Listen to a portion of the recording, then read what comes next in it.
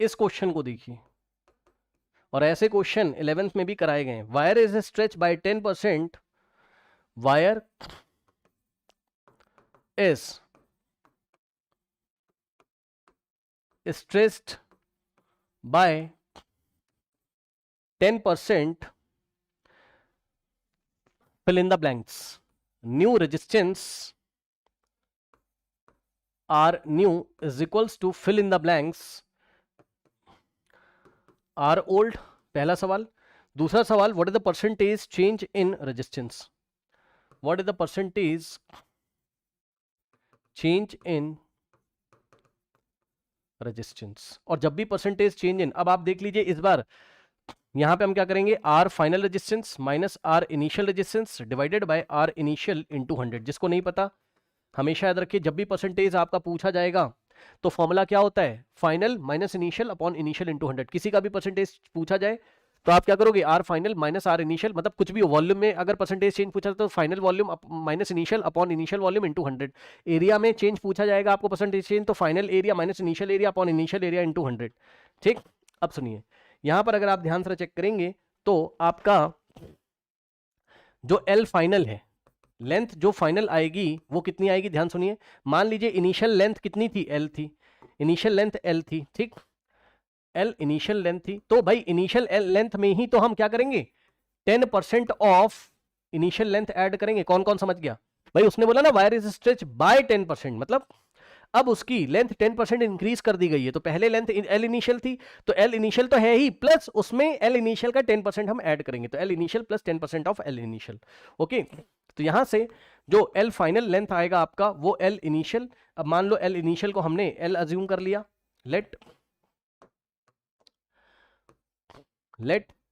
L initial is equals to L, तो ये हो जाएगा एल और प्लस 10% का मतलब होता है 10 डिवाइडेड बाय 100, ऑफ का मतलब इनटू एल इनिशियल का मतलब एल। तो यहां से अगर आप सॉल्व करते तो आपका आता 100 इंटू एल 100 एल, ठीक, और प्लस 10 इंटू एल 10 एल और होल डिवाइडेड बाय 100।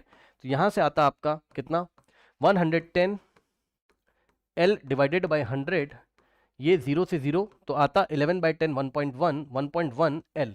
तो आप देखोगे तो एल न्यू जो आया है आपका वो क्या आ रहा है, 1.1 इंटू एल।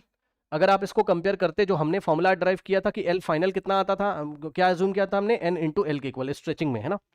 तो एन की वैल्यू आ जाती 1.1 और एन की वैल्यू अगर आ जाती 1.1, तो जो न्यू रेजिस्टेंस होता वो कितना हो जाता आपका, आर फाइनल।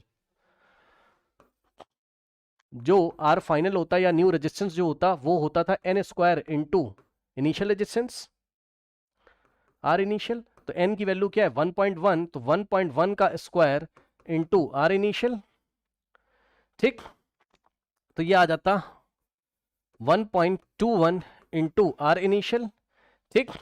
तो आर फाइनल की ये वैल्यू, अब परसेंटेज चेंज इन रेजिस्टेंस अगर निकालते, चेंज इन रेजिस्टेंस अगर हम निकालते तो 21% आ जाता। कैसे, R final minus R initial divided by R initial into 100, ठीक। तो यहां से अगर आप रखते तो आर फाइनल की जगह हम कितना रखेंगे, 1.21 into R initial minus R initial और डिवाइडेड बाय आर इनिशियल और इंटू में 100, और न्यूमरेटर में आर इनिशियल अगर आप कॉमन ले लेते तो ब्रैकेट में बचता आपके पास 1.21 माइनस 1 अपॉन में आर इनिशियल और इंटू 100। तो आर इनिशियल से आर इनिशियल जाता और आपके पास जो परसेंटेज चेंज इन रेजिस्टेंस निकल के आता 1.21 माइनस 1 0.21 और इंटू में 100 बचता तो 21% आता। तो एक आंसर तो ये रहा, ठीक, और दूसरा answer R final is equal to 1.21 times R initial, ठीक। तो यहां फिल करते 1.21 टाइम्स आर ओल्ड। कोई डाउट है बताइए। और यहां पे खास बात क्या है, यहां पे जो आपको ये जो बोला ना बाय स्ट्रेच बाय 10%, तो it is greater than 5%। Check कर लो, अगर 5% से लेस होता तो हम एरर एनालिसिस से जाते, 5% से ज्यादा होगा तो हम ये वाले तरीके से जाएंगे, R final minus R initial upon R initial into 100। अब उन बच्चों को मजा आया होगा जिन्होंने 11th में क्लास करी है, बताओ सही बोला मैंने कि नहीं बताइए। टोटल रिपीट है कि नहीं बताइए, टोटल रिपीट है, पूरा रिपीट है, ठीक है। मतलब इतने सारे सवाल तो आपके ऐसे ही बन जाएंगे अगर आप थोड़ा सा भी ध्यान दे देना, ठीक। अगर आप जरा सा भी ध्यान दें, सब कुछ कराया 11th में, थोड़ा सा ध्यान दिया तो आपका 50 से 60% सिलेबस आपके कमांड में होगा। वही तो बार बार पूछता है, बस चैप्टर चेंज हो जाता है, ठीक है ना।